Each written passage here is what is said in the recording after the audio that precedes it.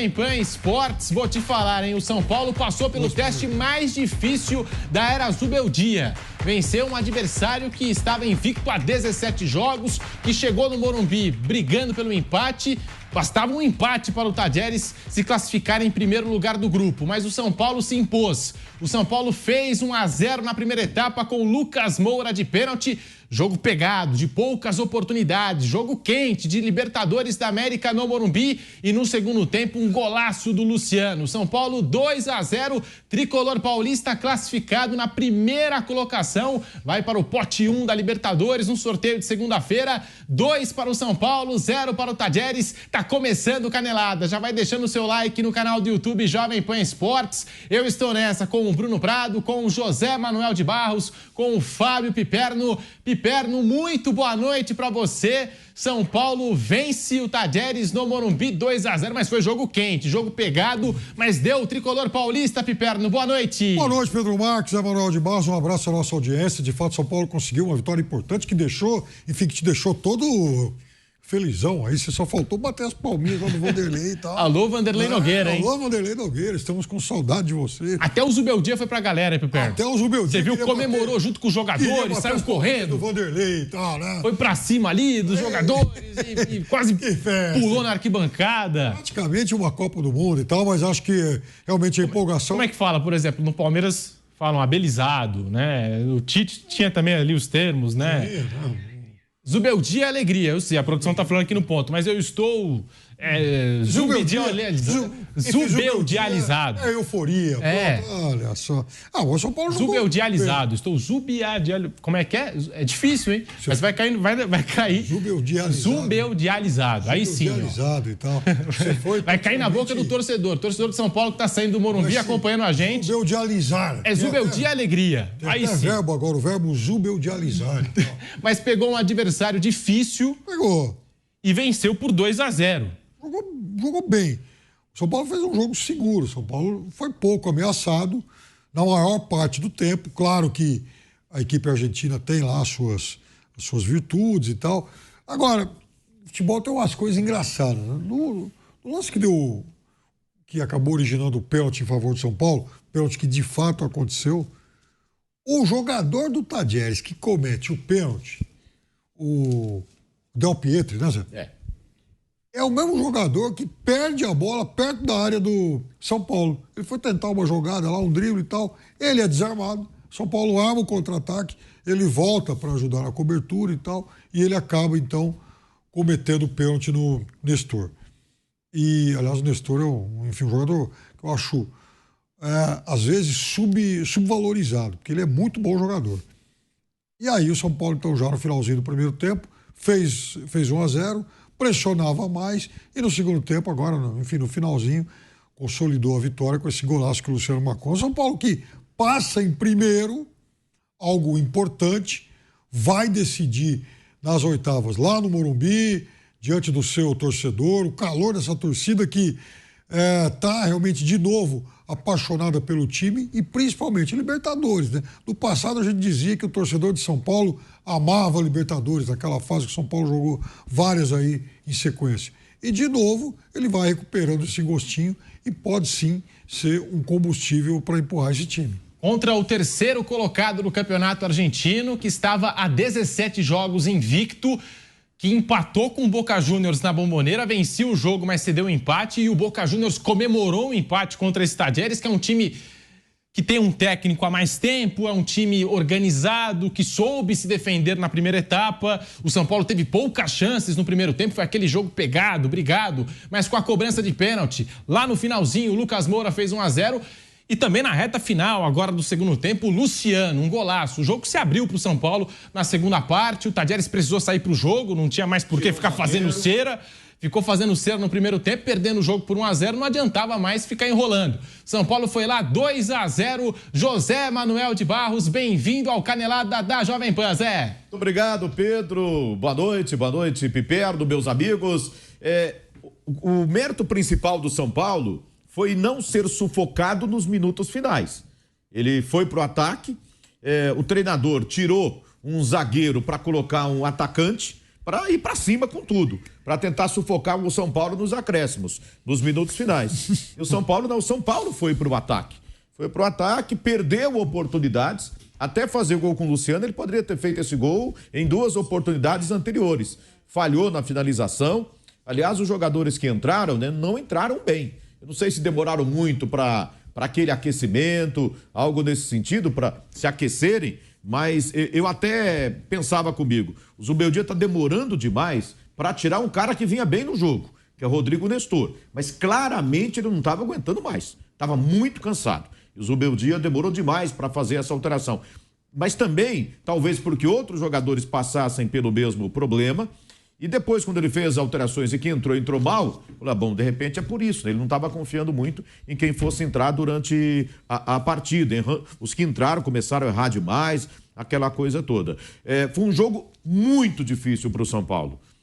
Não jogou bem no primeiro tempo, foi salvo pelo pênalti, que foi pênalti mesmo, bem marcado pelo árbitro.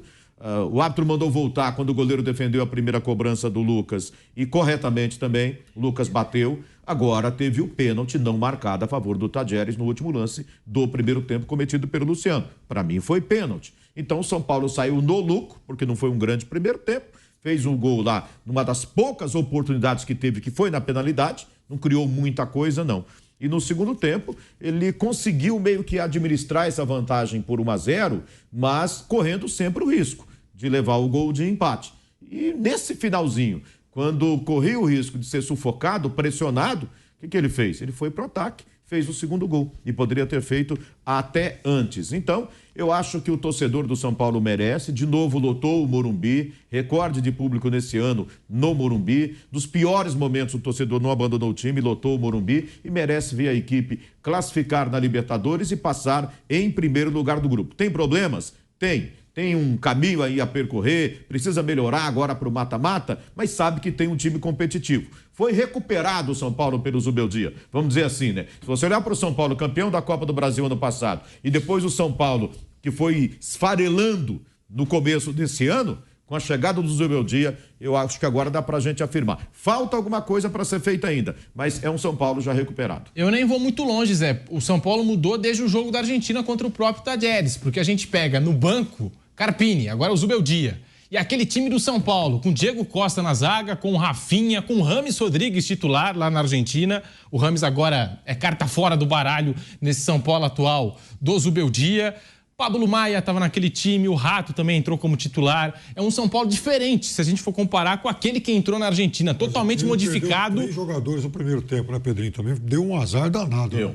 Totalmente modificado no quesito escalação e também no banco de reservas. O Zubeldia foi pra galera, comemorou junto com os jogadores do São Paulo. A melhor campanha do Grupo B é do tricolor paulista. Eu tô empolgado, Bruno Prado, tô empolgado com esse São Paulo. Tem uma incorporada no pilhado até, hein? Tô gostando do trabalho do Zubeldia. Bruno Prado, muito boa noite pra você que transmitiu esse jogo com o Nilson César, com o Giovanni Chacon, com o Vitor Boni. Aliás, daqui a pouquinho nós vamos para o estádio do Morumbi, hein? Conversar com a nossa dupla que vai trazer o clima, a atmosfera lá do estádio do São Paulo. É sempre uma noite especial, né? A noite de Libertadores no Morumbi. Boa noite pra você, Bruno Prado. Bem-vindo ao Canelada. O que você achou dessa vitória do São Paulo? O São Paulo garante a primeira colocação do Grupo B, Bruno. Boa noite, Pedro. Boa noite a todos. Boa noite. Foi uma vitória importante. Conseguiu o resultado, mantém uma invencibilidade com o Zubeldia, então isso dá a ele tranquilidade para trabalhar, confiança para ele, para os jogadores, para todo mundo, né?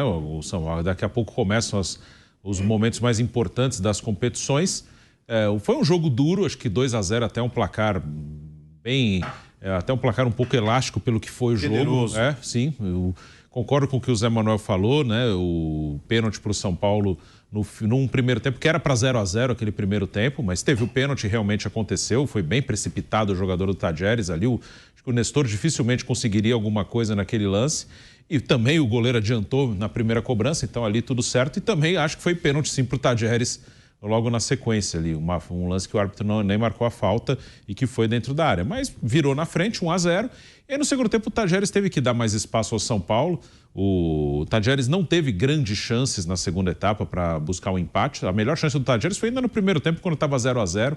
num lance que o Rafael fez uma boa defesa. No segundo tempo, quando precisou correr atrás do resultado, Tajeres não incomodou muito o São Paulo e dava espaço para os contra-ataques. É que o São Paulo não estava conseguindo acertar um contra-ataque bem feito ali para matar o jogo. Até um pouco antes do gol do Luciano, apareceu uma estatística na televisão, o São Paulo tinha 2 finalizações certas no gol, né? Então o São Paulo teve dificuldade ali na parte de criação, mas aí o Luciano acerta um belo chute, mata o jogo, 2-0, consegue a classificação em primeiro no grupo. Total foram 3 no gol do São Paulo, né? Menos a estatística 3, que eu tô vendo então aqui. foi 4 do Tajeres, 3 do São Paulo. Até falei, então antes do gol do Luciano apareceu a estatística com 2, né? Então a terceira foi a do gol, né? Então, do Luciano. Então o São Paulo, ele teve dificuldade para criar. Um time que precisa de uma intensidade muito alta, é um time que fica mais à vontade quando pode correr com a bola. No primeiro tempo não conseguiu fazer isso, o Tajeres travou bem o jogo. Então foi um jogo bem difícil, foi um jogo bem complicado. Jogo mais para 1-0 do que 2, mas conseguiu o resultado. E tá com a confiança lá no alto, vai jogar a fase final da Libertadores e daqui a pouco também de Copa do Brasil. O brasileiro praticamente está começando agora, mas o São Paulo tem hoje um time mais confiante e tem muitas opções. Já falei aqui uma vez, acho que o São Paulo ele tem jogadores que não são tão diferentes uns dos outros, então dá para botar todo mundo para a jogada, para rodar bem o elenco e conseguir manter mais ou menos o mesmo nível. Agora, a gente às vezes olha para o jogo e se o time brasileiro perde o jogo, você só olha para os defeitos do time brasileiro. Quando ele ganha e com dificuldades, como no caso do jogo de hoje, a gente costuma não valorizar alguns aspectos do adversário. Tajeres é um time bem armadinho, joga bem, organizado, muito bem trabalhado, muito bem organizado pelo Ribondeto, que é um técnico, assim, no time principal, talvez nem tanto de idade, acho que ele tem, sei lá, 49, não sei. É jovem, mas já tá um tempinho lá no Tajeres, hein? Tá um tempinho. Mas a carreira dele é como assistente. Ele tem uma carreira muito longa como assistente, treinando o time B, mas time principal é o primeiro trabalho dele. É agora, nessa temporada. O primeiro trabalho dele é no Tajeres. E você falou há pouco, 17 jogos de invencibilidade com 10 vitórias e 7 empates. Caiu a invencibilidade hoje no estádio do Morumbi. Mas assim, o São Paulo sofreu só por problemas do São Paulo? Não, porque enfrentou, pelo menos na minha opinião, porque enfrentou também um adversário que tocava bem a bola, forte fisicamente, se movimentava muito, muito bem treinado, muito bem organizado. E um time jovem, viu? Tirando ali o goleiro, que tem mais de 30, e mais uns 2 jogadores na defesa ali, um de 28 e um de 29, os demais, 23, 24... O Garro do Corinthians, que marcou um golaço de falta ontem, era desse time do Tajeres. Não, eles têm feito muitos jogadores e vendido ultimamente. Sim. E estão bem lá no futebol argentino, vem de um empate contra o Boca, mas vinha de uma sequência de vitórias importante. Está fazendo um bom trabalho esse Tajeres, e quem pegar esse time, das equipes que passam, eles vão enfrentar um time do pote 1, né? Quem passou em primeiro. Quem pegar esse Tajeres vai ter que jogar com muita seriedade. Não adianta pensar que vai ser moleza, porque eu acho que não vai ser não, hein? É um time organizado, vinha com uma invencibilidade de 17 jogos. A última derrota foi lá em fevereiro, para o Barraca Central. Mas tem um detalhe aí, porque o Tajeres não entrou em campo com o time titular, com o time principal. Foi de reserva, aí perdeu para o Barraca Central em fevereiro. 17 jogos de invencibilidade, até perder no dia de hoje para o São Paulo, pela Copa Libertadores da América. São Paulo 2-0. Tá aí, ele tem uma carreira longa como auxiliar técnico. Trabalhou em muitos times aí como auxiliar. E no último jogo, o Tajeres pegou o Boca Juniors na Bombonera, vencia a partida e o Boca conseguiu ali um empate suado e comemorou o empate como se fosse uma vitória. Então, eu acho que a gente tem que valorizar esse resultado do São Paulo, até sobre a falta de criação, Bruno, que o Zé destacou, que vocês também chegaram a mencionar. Acho que tem 2 aspectos. Primeiro, porque pegou um adversário organizado, que sabe se fechar, e chegou no Morumbi com a possibilidade de empatar o jogo e ficar com a liderança do grupo. E segundo, eu tive essa sensação que o São Paulo hoje entrou com o Lucas Moura, com o Luciano e também com o Juan. O Juan mais na frente, centroavante fixo. Acho que foi uma tentativa do Zubeldia de marcar a saída de bola do Tajeres. O Luciano e o Lucas acabou me surpreendendo, porque o Zubeldia está conhecendo, querendo ou não, esse elenco do São Paulo e mostrou em outras ocasiões que ou joga com o Lucas por dentro ou joga com o Luciano.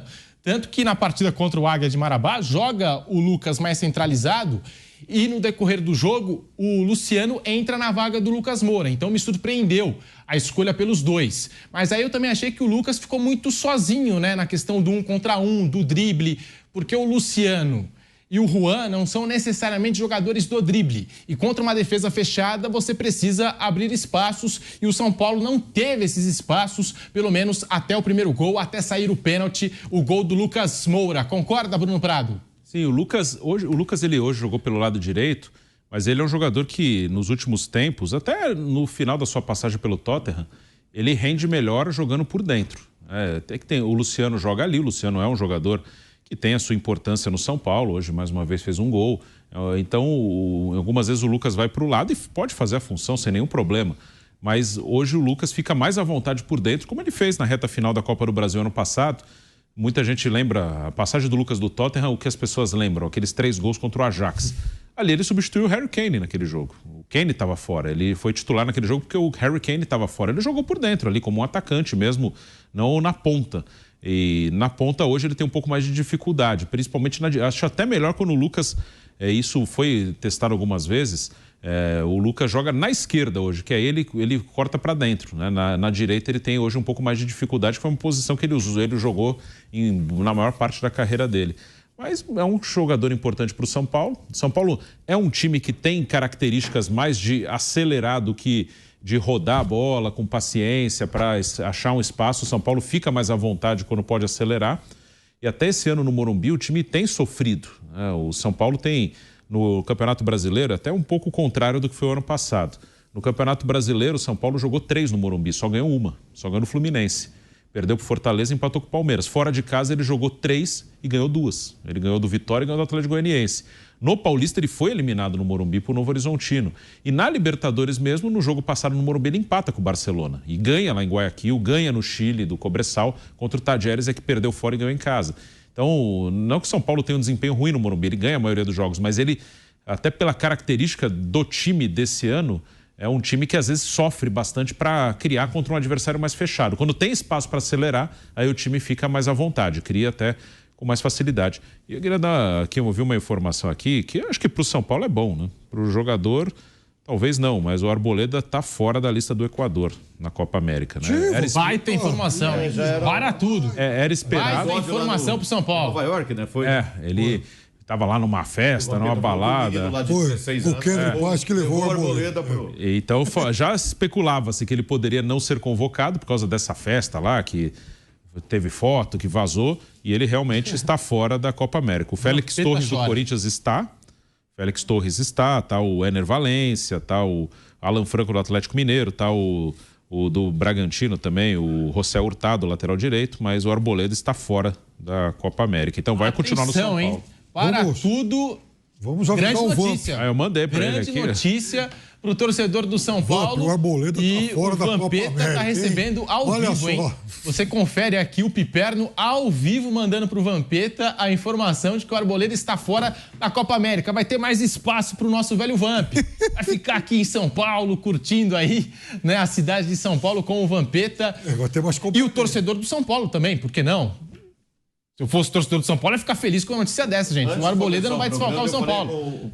Com o Piperno aqui, estava comentando, rapaz, se o São Paulo perdeu o Arboleda, e estava pensando mesmo na convocação, você falou isso mesmo. Vai ser um baita de um problema, cara, porque ele faz uma diferença quando a coisa está apertada, hoje mesmo, quando jogavam bola na área, quem chegava para tirar? Arboleda. Não errava.